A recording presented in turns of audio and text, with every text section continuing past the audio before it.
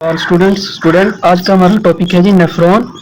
ये second year की biology के चैप्टर नंबर फर्स्ट चैप्टर का जी टॉपिक है हमारे पास, जिसके अंदर हम डिस्कस करेंगे जी नेफ्रॉन। और इसमें हम पढ़ेंगे कंटेंट लिस्ट के अंदर जो जो पॉइंट हम पढ़ेंगे हमने उनको इनलिस्ट कर दिया। फर्स्ट ऑफ ऑल डिफाइन पढ़ेंगे कि नेफ्रॉन होता क्या है, उसके बाद स्ट्रक्चर, इसके स्ट्रक्चर के अंदर हम इसके पार्ट्स, इसके टाइप्स वगैरह ये सब कुछ हम डिस्कस करेंगे। वो मैंने यहाँ पर लिस्ट कर दिए point. First of all types मैंने लिख दिए कि cortical nephron, juxta medullary nephron, उसके बाद बोमेन कैप्सूल, ग्लोमेरुलस, पेरिट्यूब्यूलर, कैपिलरीज, ये रेनल कॉर्पसल और रेनल ट्यूब्यूल के आगे फर्दर पार्ट्स लिखे हुए हैं। उसके बाद हम फाइनली किडनी के फंक्शन के ऊपर बात करेंगे। तो फंक्शन का हमारा जो कंप्रीहेंसिव और इन डिटेल एक अलग लेक्चर होगा, यहाँ पर जस्ट हम थोड़ा सा इंट्रो करा देंगे। उसके बाद जी अपने टॉपिक की जानी बढ़ते हैं हम। नेफ्रॉन फर्स्ट ऑफ ऑल होता क्या है, तो basic structural and functional unit of kidney, गुर्दे की बुनियादी फैली और साख्ती इकाई को हम नेफ्रॉन कहते हैं। और तकरीबन हर गुर्दे के अंदर 1 मिलियन से ज्यादा नेफ्रॉन पाए जाते हैं। More than 1 million nephron are arranged in each kidney. तो जी 1 मिलियन के अंदर तकरीबन 10 लाख आ जाते हैं और हमारे हर गुर्दे के अंदर 1 मिलियन से भी ज्यादा नेफ्रॉन होते हैं। More than 1 million, it's mean more than 10 lakh, more than 10 lakh, 10 lakh से भी ज्यादा नेफ्रॉन हमारे एक गुर्दे में पाए जाते हैं। उसके बाद ये नेक्स्ट हम चल रहे हैं स्ट्रक्चर की जानिब। जैसा कि हमने यहाँ पर भी बता दिया था कि स्ट्रक्चर के अंदर हम 2 चीजों के ऊपर बात करेंगे। आगे मजीद फर्दर इनके टाइप्स और पार्ट्स हैं। तो टाइप्स नेफ्रॉन की बेसिकली 2 होती हैं, कॉर्टिकल नेफ्रॉन और जक्स्ट्रा मेडुलरी नेफ्रॉन। और उसके बाद हम इसके पार्ट्स के ऊपर जाएंगे। तो नेफ्रॉन के पार्ट्स भी जी 2 होते हैं, रेनल कॉर्पसल और रेनल ट्यूब्यूल। तो पहले टाइप्स के ऊपर आ जाते हैं। टाइप्स इसकी क्या है, types of nephron, cortical nephron and juxta medullary nephron. जैसा कि आपको बताया, इसके जानिब आने से पहले मैं आपको इसकी स्ट्रक्चर का बता दूं। ये मैंने यहाँ पे किडनी बनाया है जी। ये अंदर जो ये इसके बैरूनी है जो बाउंड्री आपको नजर आ रही है ब्लू कलर वाली लाइन, ये रेनल कॉर्टेक्स है, कॉर्टिकल पोर्शन है। उसके बाद अंदर ये जो कोन शेप्ड स्ट्रक्चर आई हुई है बॉक्स टाइप, ये रेनल मेडुला है। और उसके बाद ये रेनल आर्टरी है, यानी वो वाली ये वेन है जो बॉडी से ब्लड को किडनी की जानिब लेके आती है। और ये है रेनल वेन जो फिर यहाँ से फिल्टर्ड ब्लड को किडनी से बॉडी की जानिब लेकर जाती है। और ये यूरेटर है, और यूरेटर की ये जो बेस है ये रेनल पेल्विस कहलाती है, यहाँ पर जो है ये। उसके बाद जी अब आते हैं हम कॉर्टिकल नेफ्रॉन क्या होती है और जक्स्ट्रा मेडुलरी नेफ्रॉन क्या होती है। Nephron arranged along the cortex. तो इस कॉर्टेक्स के अंदर ये जो ब्लू कलर की बाउंड्री मैंने बनाई है, इस कॉर्टेक्स के अंदर जो भी नेफ्रॉन मौजूद होती है, ये ब्लू कलर की जो लाइन है जी, इसके अंदर जो भी नेफ्रॉन होती हैं वो कॉर्टिकल नेफ्रॉन कहलाती हैं। Nephron arranged along the cortex. तो इस कॉर्टेक्स के अंदर जो नेफ्रॉन्स होती हैं वो कॉर्टिकल नेफ्रॉन्स होती हैं। और उसके बाद जो इसके अंदर ये क्यूब शेप्ड स्ट्रक्चर जो है अंदर हमारे पास ट्रायंगुलर, यानी हमारे पास ये जो आप कह रहे हैं अंदर ट्रायंगुलर जो शेप बनी हुई है, तकूनी शक्लें इसके अंदर, और इधर ये जो ब्लू कलर की ये लाइन लगी हुई है, यहाँ पर जो नेफ्रॉन्स होती हैं यानी कॉर्टेक्स के बॉर्डर पर, ये एक बॉर्डर है कॉर्टेक्स के यहाँ, और इधर रेनल पायरामिड्स इनको कहा जाता है। रेनल पायरामिड्स के अंदर जो नेफ्रॉन्स होती हैं वो हमारे पास जक्स्ट्रा मेडुलरी नेफ्रॉन्स होती हैं।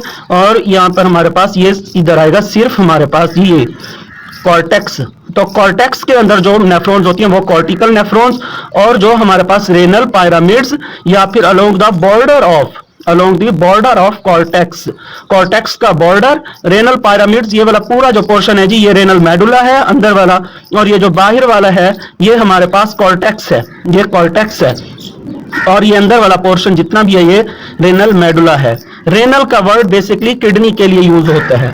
सो हमारे पास बॉर्डर ऑफ कॉर्टेक्स के अंदर और हमारे पास इधर रेनल पायरामिड्स के अंदर जो भी नेफ्रॉन्स हैं वो हमारे पास जक्स्ट्रा मेडुलरी नेफ्रॉन होती हैं।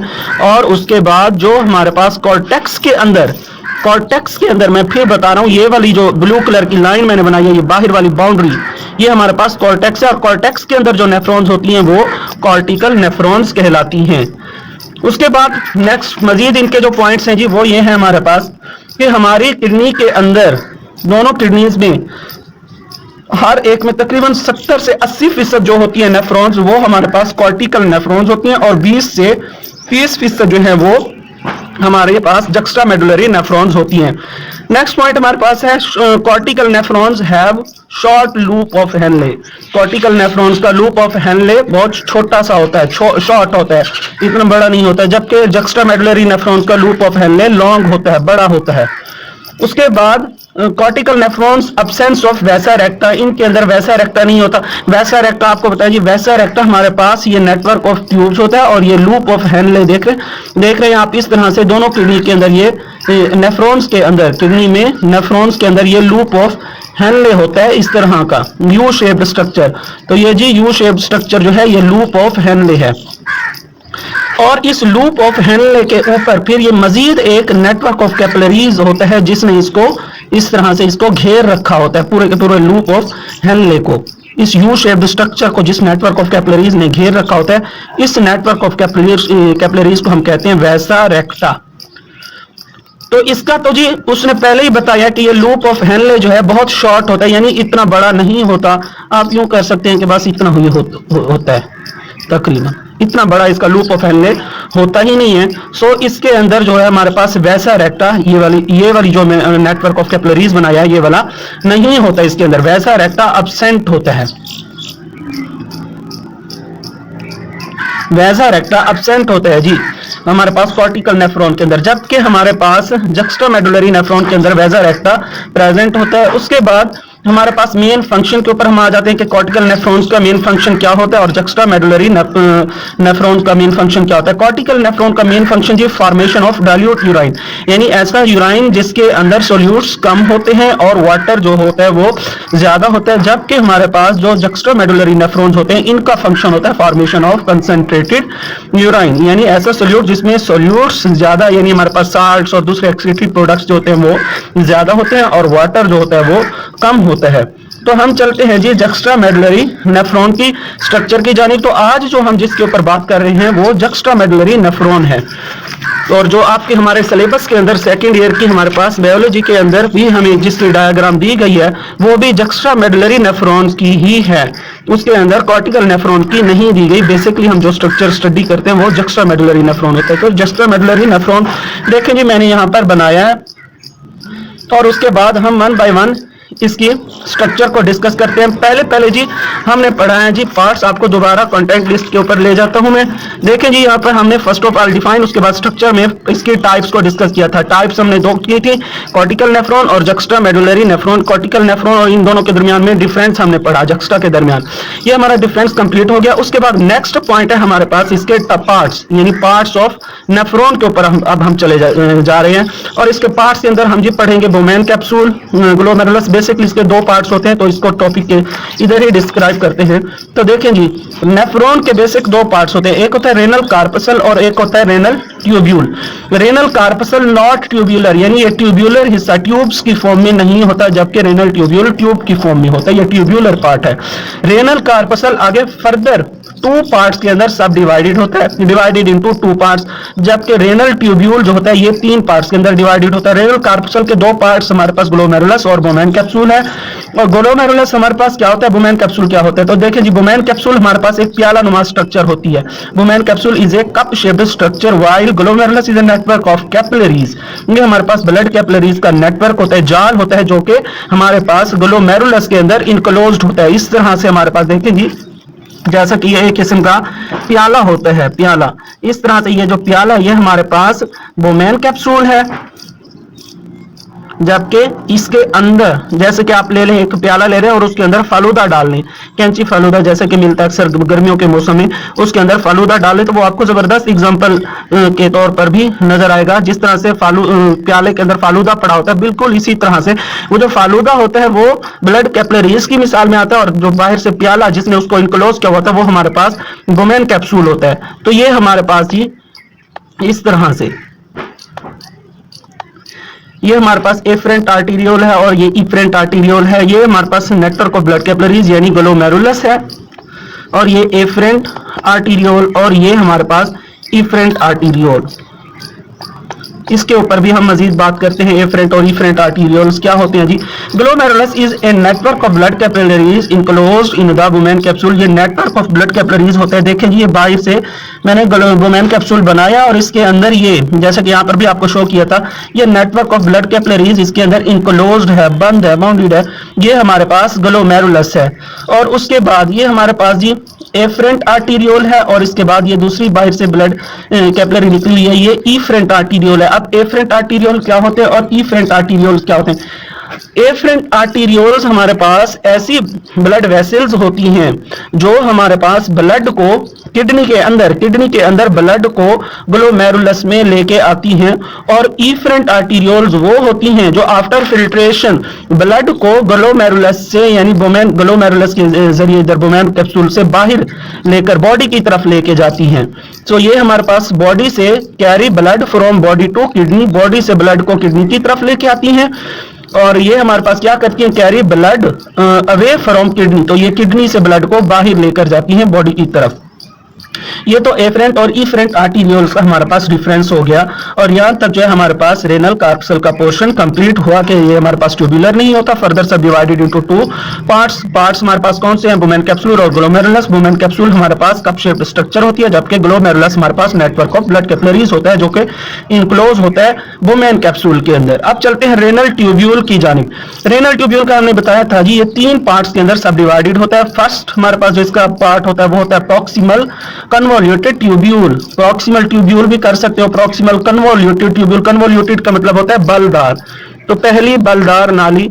और उसके बाद ही हमारे पास है loop of Henle, second part है इसका loop of Henley.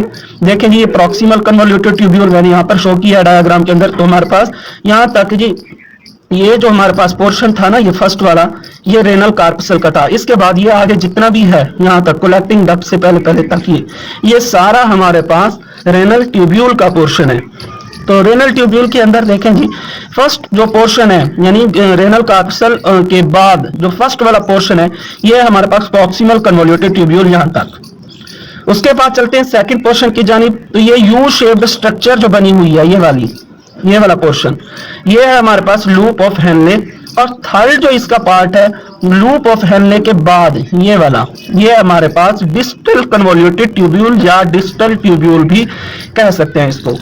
First of all proximal convoluted tubule क्या है हमारे पास, first part of nephron of renal tubule. Renal tubule का पहला हिस्सा start after the Bowman capsule, जो कि वुमेन कैप्सूल के बाद स्टार्ट होता है। तो वुमेन कैप्सूल के बाद स्टार्ट होने वाला रेनल ट्यूब्यूल का first portion proximal convoluted tubule या प्रॉक्सिमल ट्यूब्यूल कहलाता है। उसके बाद जी नेक्स्ट है हमारे पास ये you shaped structure. Renal tubule के अंदर इसका पोर्शन है एक यू शेप्ड स्ट्रक्चर जो कि मिड में है, किसके, प्रॉक्सिमल और डिस्टल ट्यूब्यूल के। Second part of the renal tubule start after proximal tubule. Proximal tubule के बाद रेनल ट्यूब्यूल का दूसरा हिस्सा जो स्टार्ट होता है वो हमारे पास एक यू शेप्ड स्ट्रक्चर है जिसको हम कहते हैं जी लूप ऑफ हेनले।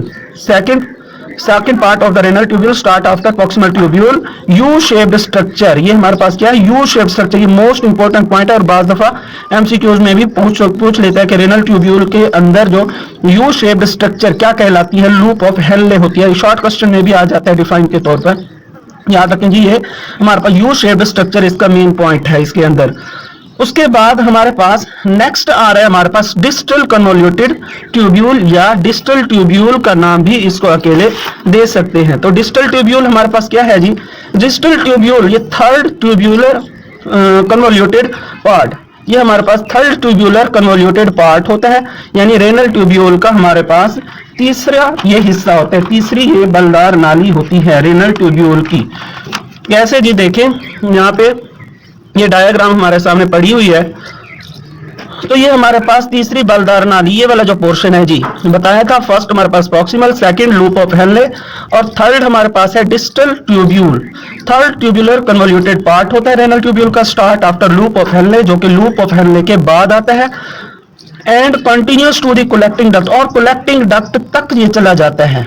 तो देखेंगे ये मैंने एक कलेक्टिंग डक्ट बनाई है, यहाँ पर एक बड़ी नाली, और इसके अंदर जितने भी आपको ये जोड़ दिखाई दे रहे हैं इस कलेक्टिंग डक्ट के अंदर ये जितने भी आपको जोड़ दिखाई दे रहे हैं, ये सारी की सारी ये डिस्टल कन्वोल्यूटेड ट्यूब्यूल है। ये एक नहीं है, इस तरह की कई हैं। जैसे एक दरख्त होता है और दरख्त की कई शाखें निकली हुई होती हैं, तो इसकी कई शाखें हैं, और वो शाखें जो हैं हमारे पास डिस्टल कन्वोल्यूटेड ट्यूब्यूल है, और आगे पूरी पूरी वो नेफ्रॉन की स्ट्रक्चर्स है। तो जितने भी ये तकरीबन हमने जो पीछे पढ़ा है, more than 1 million, approximately more than 1 million nephrons in each kidney हमने पढ़ा था जी, बताया था more than 1 million nephrons in each kidney. हर गुर्दे के अंदर तकरीबन 1 मिलियन यानी 10 लाख से भी ज्यादा नेफ्रॉन्स होती हैं, और जितनी भी नेफ्रॉन्स होती हैं सारी की सारी एक ही कलेक्टिंग डक्ट के अंदर आके मिलती है इस तरह से। तो ये एक अलग नेफ्रॉन की कलेक्टिंग डिस्टल ट्यूब्यूल है, और ये कलेक्टिंग डक्ट के अंदर आके मिल रही है। ये एक बड़ी वाली जो नाली है ये कलेक्टिंग डक्ट है, क्योंकि ये सबको कलेक्ट कर रही है अपनी जानिब, जितनी भी हमारी बॉडी में है सारी की सारी इसी की जानिब आ रही है। कलेक्टिंग डक्ट के अंदर आकर ये जी सारी की सारी इकट्ठी हो गई हैं। उसके बाद हमारा जो एक और अहम पॉइंट आपकी बुक में दिया हुआ है पेरीट्यूब्यूलर कैपिलरीज और वेजा रेक्टा का। तो हमारे पास ये जो इफरेंट आर्टीरियोल्स निकल रही थी यहाँ ग्लोमेरुलस से, ये पूरी की पूरी इस तरह से मुड़ जाती है, और सारे के सारे इस रेनल ट्यूब्यूलर पार्ट को अपने अंदर जकड़ लेती है, जाल सा बना लेती है इसके इर्द गिर्द। तो इसके इर्द गिर्द देखिए ऐसे ऐसे इसको हमारे पास लूप ऑफ हेनल को भी इसने अपने अंदर जकड़ लिया, और इसके बाद ये प्रॉक्सिमल कन्वोल्यूटेड ट्यूब्यूल और इसको सारे को ये अपने अंदर बंद कर लेती है, घेर लेती है। तो हमारे पास इस इफरेंट आर्टीरियोल या ये जो हमारे पास ब्लड कैपिलरीज एडिशनल इजाफी ब्लड कैपिलरीज इधर से आई हैं और इस पूरे रेनल ट्यूब्यूल को अपने अंदर इनक्लोज कर ली है। तो ये रेनल ये हमारे पास इसकी डिफाइन, इनको पेरीट्यूब्यूलर कैपिलरीज कहा जाता है, और इसकी डिफाइन हम ऐसे भी कर सकते हैं, network of blood capillaries that encloses the renal tubule, यानी ब्लड कैपिलरीज का ऐसा नेटवर्क जो रेनल ट्यूब्यूल पूरे के पूरे रेनल ट्यूब्यूल को whole that enclose the whole renal tubule, तो जो पूरे के पूरे रेनल ट्यूब्यूल को अपनी गिरफ्त में ले ले, उसे इनक्लोज कर ले, उसको हम कहते हैं पेरीट्यूब्यूलर कैपिलरीज कहा जाता है उनको। और उसके बाद नेटवर्क ऑफ ब्लड कैपिलरीज या ऐसी ब्लड कैपिलरीज का नेटवर्क जो सिर्फ लूप ऑफ हेनले को अपने अंदर इनक्लोज कर ले।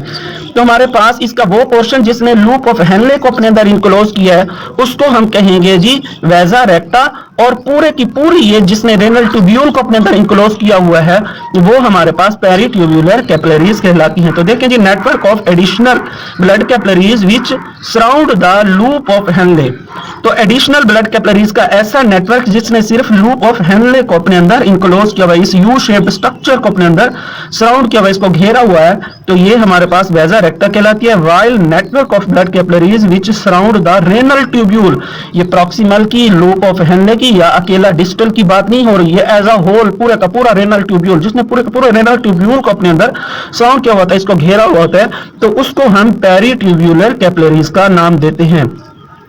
उसके बाद ये हमारा नेक्स्ट पॉइंट है रेनल पेल्विस का। रेनल पेल्विस का जैसे आपको बताया था तो हमने स्ट्रक्चर के अंदर के यूरेटर यानी हमारे पास ये जो कलेक्टिंग डक्ट है, यहाँ से सारों की ये कलेक्टिंग डक्ट आगे इकट्ठी होती हैं और ये पेपिलरी डक्ट बनाती हैं।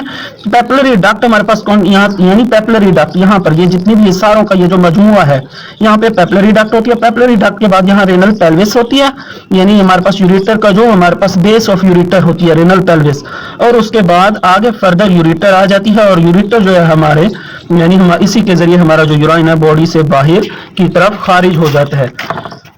तो जी आगे देखें कलेक्टिंग डक्ट की है collects all the renal tubule. तो जैसा कि आपको मैंने बताया है कि कलेक्टिंग डक्ट को देखें जितने भी हमारी बॉडी के अंदर रेनल ट्यूब्यूल है, ये वाला ट्यूब्यूलर पोर्शन है, तमाम नेफ्रॉन्स के देखें इसके अंदर आकर जमा हो रहे हैं। तो ये नाम से भी जाहिर है कलेक्टिंग डक्ट यानी कलेक्ट करने वाली नाली, डक्ट नाली को कहा जाता है। तो ये तमाम हमारे पास रेनल ट्यूब्यूल्स को कलेक्ट कर रही है अपने अंदर। उसके बाद many collecting duct join together, बहुत सारी इस तरह की कलेक्टिंग डक्ट इकट्ठी होती हैं और सैकड़ों पेपिलरी डक्ट्स बनाती हैं। और उसके बाद पेपिलरी डक्ट्स जो होती हैं ये हमारे पास रेनल पेल्विस के अंदर आकर दाखिल होती हैं, यानी ये रेनल पेल्विस बनाती है। और रेनल पेल्विस जो होती है ये हमारे पास बेस ऑफ यूरेटर है, और इसके आगे जब ये बढ़ती है तो ये हमारे पास यूरेटर बन जाती है, यूरेटर की शेप अख्तियार कर जाती है। और यूरेटर जो है ये हमारे पास जो होते हैं, हमने यूराइनरी सिस्टम के अंदर भी पढ़ा था कि ये यूराइनरी ब्लेडर के अंदर जाकर गिरती हैं, और यूराइनरी ब्लेडर के आगे हमारे पास पेल्विस होता है, रेनल पेल्विस, जहाँ से हमारा या यूरिथ्रा भी कह सकते हैं उसको, यूरिथ्रा होता है। तो वहां से जो है हमारा यूराइन जो है वो खारिज हो जाता है, निकल जाता है, रिलीज आउट हो जाता है यूरेटर के जरिए आगे। सो यूराइनरी ब्लैडर के आगे रेनल पेल्विस या यूरिथ्रा या उसको आप पिनस भी कह सकते हैं। मेल के अंदर पिनस ही होता है और फीमेल में यूरिथ्रा होती है, तो वहां से जो है यूराइन रिलीज आउट हो जाता है। तो आज के टॉपिक के लिए इतना ही। अगर आपको कोई चीज समझ नहीं आई तो कमेंट बॉक्स के अंदर लिखकर शेयर करें, इंशाल्लाह आपको उसका जरूर रिस्पॉन्स मिलेगा। तो अस्सलाम, शुक्रिया।